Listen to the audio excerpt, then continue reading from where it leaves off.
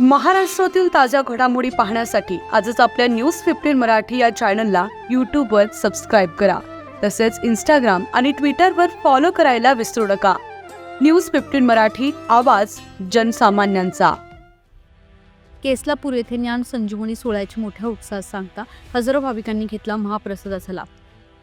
पवनी तालुक्यातील श्री क्षेत्र केसलापूर येथे संत बालयोगी बळीराम महाराज विठ्ठल रुक्मिणी मंदिर समितीच्या वतीनं आयोजित ज्ञान संजीवनी प्रवचन पुण्यस्मरण दिन तथा पदस्पर्श दर्शन सोहळा 18 फेब्रुवारी रोजी भक्तिमय वातावरणात संपन्न झाला.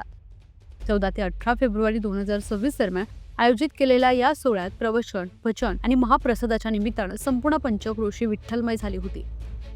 या 5 दिवसीय कार्यक्रमात आळंदी येथील प्रसिद्ध हरिभक्त पंडित ज्ञानेश्वरजी पडोळे महाराज यांचे सकाळ आणि संध्याकाळच्या सत्रात ज्ञानसंजीवनी प्रवचन झालं. अध्यात्माची गोडी आणि जीवनाचं सार सांगणाऱ्या त्यांच्या प्रवचनानं भाविकांना मंत्रमुग्ध केलं.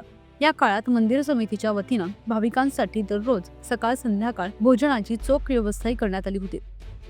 बुधवारी 18 फेब्रुवारी रोजी सकाळी 10:30 ते 12:30 या वेळेत प्रवचन समाप्तीचा मुख्य कार्यक्रम झाला. त्यानंतर दुपारी 1 वाजता मान्यवरांचा सत्कार सोहळा आणि गोपालकाला दहीहंडी कार्यक्रम उत्साहात पार पडला. सोहळ्याच्या सांगतेनंतर आयोजित महाप्रसादाचा लाभ केसलापुरीसह आजूबाजूच्या पंचक्रोशीतील हजारो नागरिकांनी घेतला. या मंगलमय सोहळ्याला राजकीय आणि सामाजिक क्षेत्रातील अनेक दिग्गज मान्यवरांनी हजेरी लावली.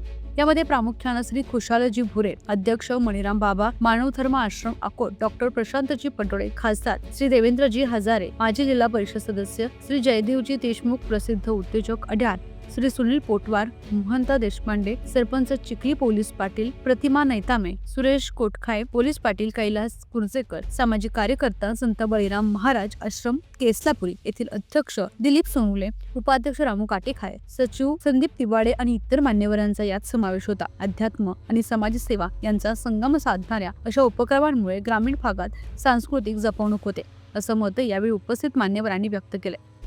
मंदिर समितीच्या वतीनं सर्व स्वयंसेवकांनी आणि ग्रामस्थांनी हा सोहळा यशस्वी करण्यासाठी अथक परिश्रम घेतले.